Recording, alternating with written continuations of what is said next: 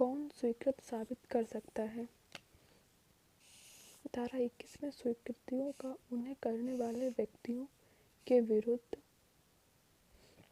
जिस व्यक्ति ने स्वीकृति की है उसके विरुद्ध साबित की जाएगी और उसके द्वारा या उनकी ओर से साबित की जाएगी। सामान्य रूल तो यही है कि किसी व्यक्ति के द्वारा की गई स्वीकृतियाँ उसके खिलाफ साक्ष्य होती हैं। जिस व्यक्ति ने स्वीकृति की है किसी तथ्य के बारे में वो उसके विरुद्ध साक्ष्य होती है। लेकिन कुछ अपवाद हैं। स्वीकृति द्वारा स्वीकृति का सबूत या कब स्वीकृतियाँ उसके कर्ता द्वारा अपने पक्ष में प्रयोग की जाएगी।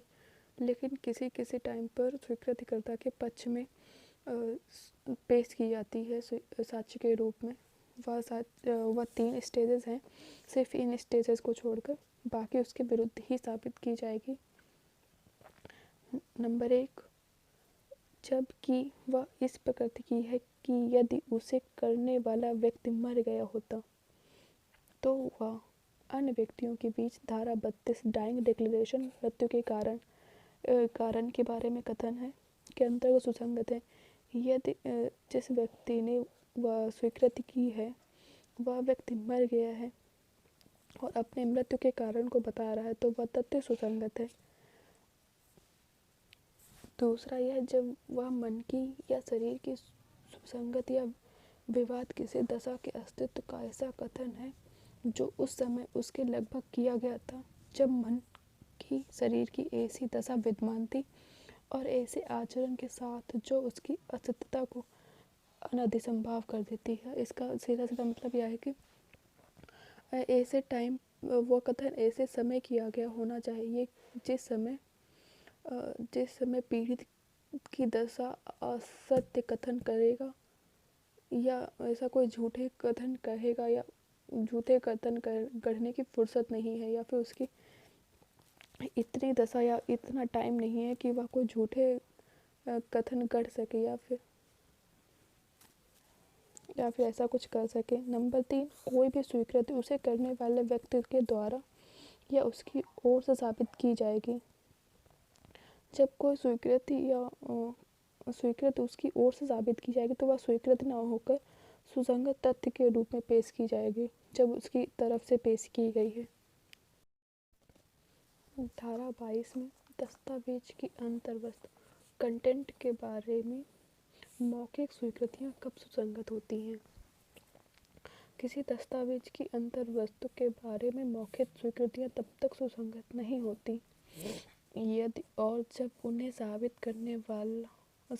करने की प्रस्तावना प्रपोजल करने वाला पक्षकार यह दर्शित न कर दे कि ऐसी दस्तावेज की अंतर्वस्तु का द्वितीयक साक्ष्य देने पर वह एतमिन पश्चात इसके पश्चात दिए हुए नियमों के अधीन हकदार है अथवा पेश किए गए दस्तावेज का असली होना प्रश्नगत न हो।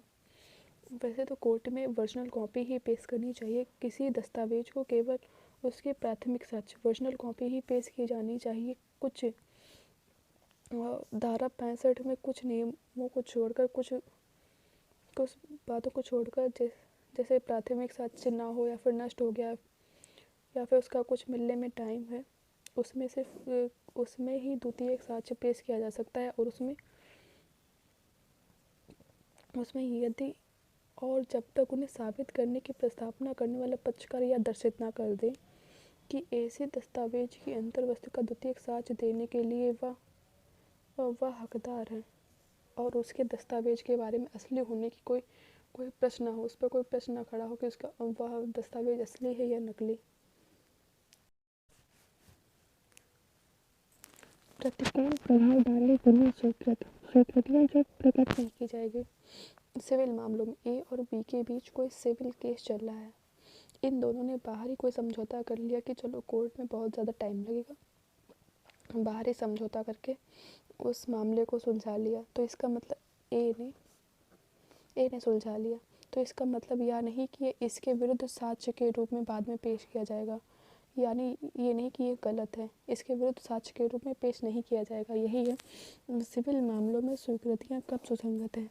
सिविल मामलों में कोई स्वीकृति सुसंगत नहीं है यदि वह या तो इस अधिनियम शर्त पर की गई हो कि उसका साक्ष्य नहीं दिया जाएगा।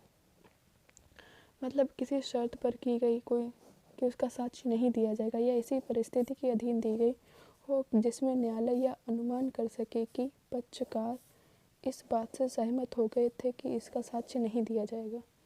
किसी की बात को लेकर के साक्ष्य नहीं दिया जाएगा, समझौता कर लिया, उसके बाद इसी को साक्ष्य के रूप में पेश नहीं किया जा सकता है। एक्सप्लेनेशन: इस धारा की कोई बात किसी बैरिस्टर, प्लीडर, अटॉर्नी या वकील किसी ऐसी बात का साक्ष्य देने वाली झूठ नहीं मानी जाएगी। इन सब के अधीन भी कोई भी समझौता किया गया है तो वह साक्ष्य के रूप में नहीं दिया जाएगा, जिसका साक्ष्य देने की धारा 126 के अधीन विवश किया जाएगा।